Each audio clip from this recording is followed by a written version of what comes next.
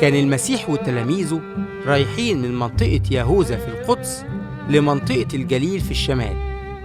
علشان يروحوا لمنطقة الجليل كانوا لازم يعدوا على منطقة السامرة، لكن اليهود كانوا معتبرين إن السامريين نجسين ومش يهود مخلصين. هو ده السبب اللي بيخليهم يعدوا من طريق تاني. بس المسيح كان عايز ياخد الطريق ده بالقصد. لما تعب من السفر قعد على طرف البير علشان يرتاح. كان في نص اليوم. جت ست سامرية للبير علشان تملى مية، فقال لها المسيح: يا ست اديني أشرب. بصت ليه الست وقالت له: انت يهودي وأنا سامرية، ازاي بتطلب مني أديك تشرب؟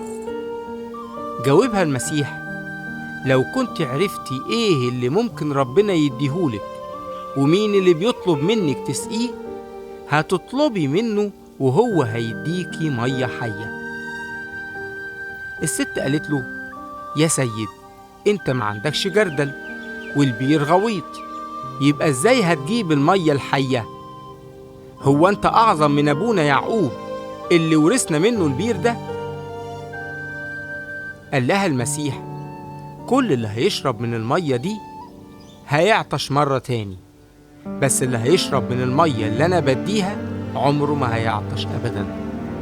المية اللي أنا بديها هتفيض من جواه وتديله حياة أبدية.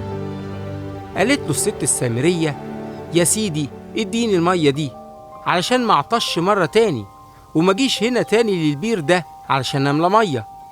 رد عليها المسيح وقال لها: أولا روحي وهاتي جوزك وتعالي. قالت: أنا ما عنديش راجل. قال لها المسيح: انتي قلتي الحقيقة لما قلتي إن ما عندكيش راجل، لأن كان عندك 5 رجالة والشخص اللي انتي عايشة معاه دلوقتي مش جوزك. قالت له: يا سيدي دلوقتي أقدر أقول إنك نبي. أجدادنا كانوا بيعبدوا ربنا على الجبل ده، بس اليهود بيقولوا إننا لازم نعبد ربنا في القدس.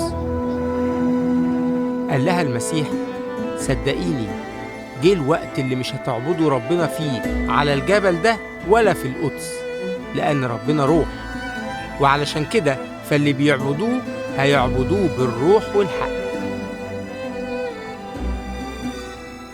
قالت السامرية: أنا عارفة إن المسيح هيجي، ولما يجي هيقول لنا كل حاجة. جاوبها: أنا هو اللي بيكلمك. في الوقت ده جم التلاميذ اللي كانوا في المدينة بيشتروا أكل، واتفاجئوا لما شافوه بيتكلم مع ست سامرية. أما بخصوص الست فسابت جارتها وراحت للمدينة علشان تقول للناس: تعالوا شوفوا الراجل اللي قال لي على كل حاجة أنا عملتها، تفتكروا ممكن يكون ده المسيح؟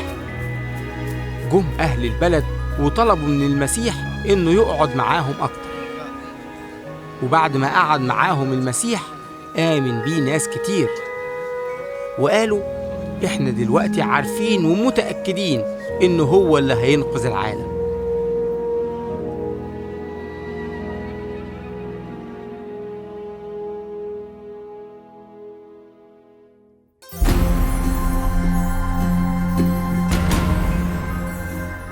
نقدر نعرف إيه عن الست السامرية من القصة دي؟ ليه المسيح اتكلم معاها وهدفه كان إيه؟ كانت الست السامرية بتتكلم عن المية العادية، لكن المسيح استخدم تعبير مجازي علشان يوصف المية الحية. كان يقصد إيه بكده؟ الست السامرية اكتشفت إيه عن الراجل اللي كانت بتتكلم معاه، ورد فعلها كان إيه لما عرفت مين هو؟ حسب اللي قاله المسيح للسامرية، إيه هي العبادة الحقيقية؟